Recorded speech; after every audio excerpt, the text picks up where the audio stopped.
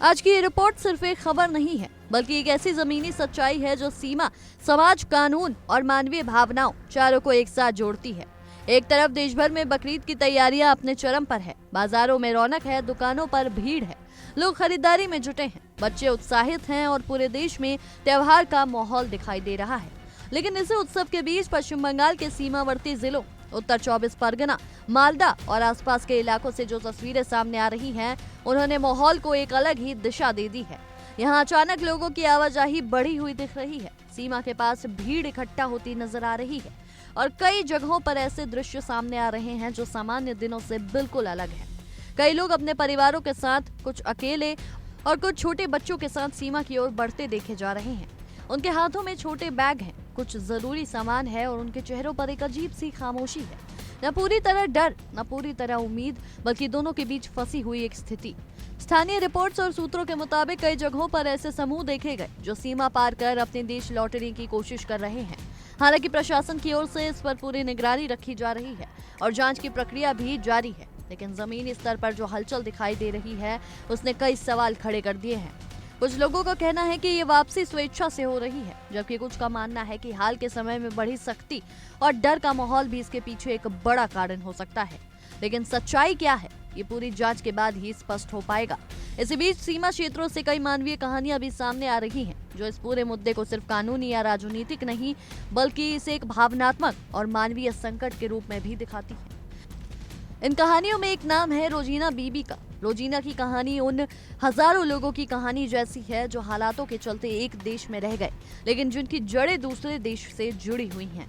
रोजीना बताती हैं कि वो लगभग 7 साल पहले भारत आई थी, जब उनके पति को गंभीर बीमारी कैंसर का इलाज कराना था। इलाज की उम्मीद में पूरा परिवार भारत आ गया, क्योंकि उन्हें बेहतर चिकित्सा सुविधा की जरूरत थी। लेकिन समय के साथ इलाज लंबा चलता गया और परिस्थितियां ऐसी बनती गई कि वापसी संभव नहीं हो सका। धीरे धीरे उनका जीवन भारत में ही बस गया, लेकिन कानूनी स्थिति स्पष्ट न होने के कारण वो हमेशा अनिश्चितता में रही।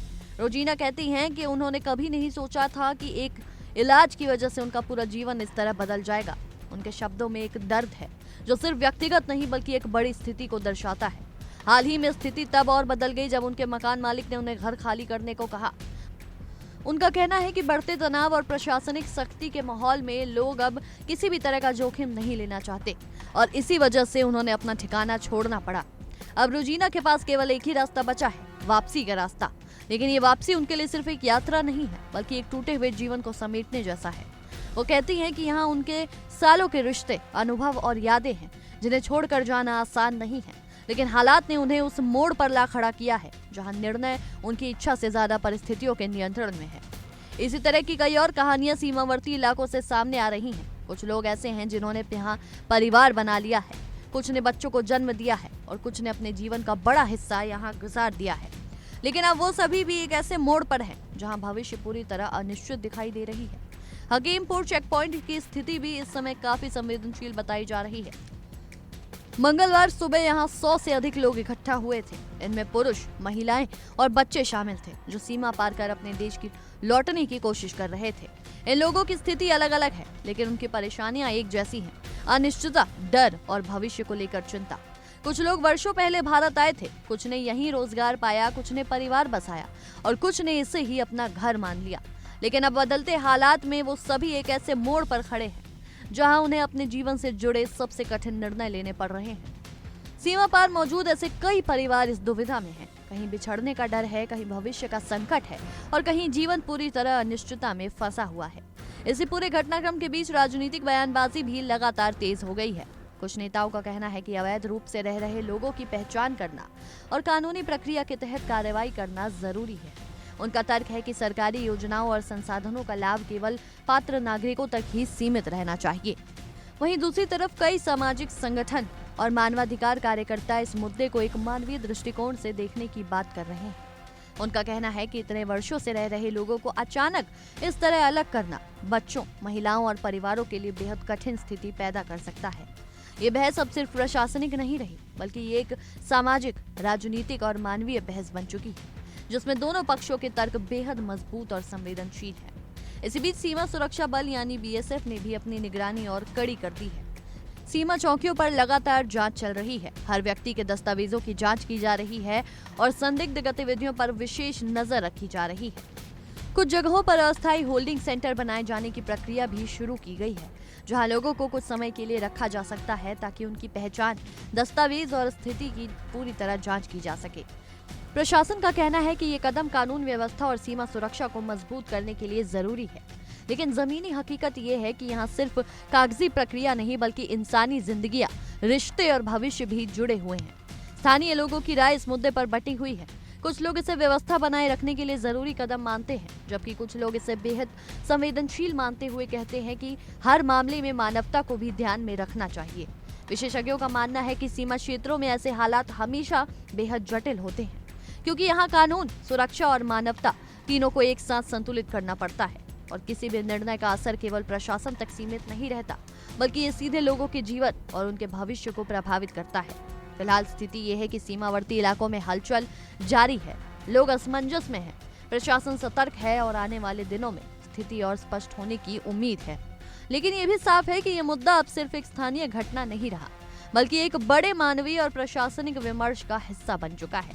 और आखिर में सबसे बड़ा सवाल यही है, क्या ये लोग कुछ सुरक्षित और व्यवस्थित तरीके से अपने देश लौट पाएंगे, या ये पूरा मामला और अधिक जटिल और संवेदनशील रूप लेगा? क्योंकि सीमा पर खड़ा हर व्यक्ति सिर्फ एक नाम नहीं है, वो एक कहानी है, एक संघर्ष है और एक ऐसा जीवन है जो हालातों के बीच संतुलन तलाश रहा है। इन्हीं में से एक भावुक कर देने वाली कहानी सबीना खातून की है। सबीना अपने 2 छोटे बच्चों के साथ सीमा के पास बैठी नजर आती है। उनके चेहरे पर थकान है, आंखों में चिंता है और आवाज में असमंजस साफ झलकता है। सबीना बताती हैं कि वो कई साल पहले दलालों के जरिए भारत आई थी और बाद में एक भारतीय नागरिक से उनका विवाह हुआ। समय के साथ उन्होंने यहीं अपना घर बसा लिया और उनके बच्चे भी यहीं जन्मे। लेकिन अब परिस्थितियां बदल चुकी हैं और कानूनी स्थिति ने उनके पूरे परिवार को एक कठिन मोड़ पर ला दिया है। सबसे बड़ी चुनौती ये है कि उनके पति भारतीय नागरिक हैं, लेकिन फिर भी पूरा परिवार एक साथ सुरक्षित भविष्य को लेकर अनिश्चित है। सबीना बार बार यही सवाल पूछती हैं कि क्या उनका परिवार फिर से एक साथ रह पाएगा या नहीं, क्या उनके बच्चे अपने पिता के साथ रह पाएंगे, या ये रिश्ता सिर्फ दस्तावेजों और सीमाओं में उलझ कर रह जाएगा। और शायद यही इस पूरे घटनाक्रम की सबसे बड़ी सच्चाई भी है कि सीमा पर चल रही ये हलचल सिर्फ आंकड़ों, दस्तावेजों और प्रशासनिक कार्रवाई तक सीमित नहीं है। इसके पीछे हजारों ऐसे चेहरे हैं जिनकी अपनी कहानियां हैं, अपने रिश्ते हैं, अपने सपने हैं। एक तरफ कानून और सुरक्षा की जरूरत है तो दूसरी तरफ इंसानियत और संवेदनशीलता की भी परीक्षा है, क्योंकि जब कोई अपना घर, अपना ठिकाना और अपने लोगों को छोड़ने पर मजबूर खड़ा होता है तो वो सिर्फ एक प्रवासी नहीं रहता, बल्कि एक ऐसा इंसान बन जाता है जो हालात और उम्मीदों के बीच संघर्ष कर रहा होता है।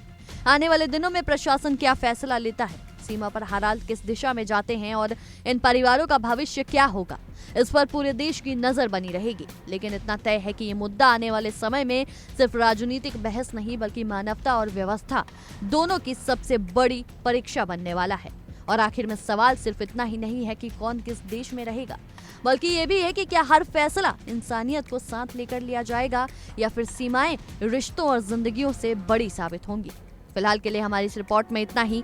आपकी इस विषय में क्या कुछ राय है हमें कमेंट्स में जरूर साझा करें। तब तक के लिए देखते रहिए इंडिया डेली।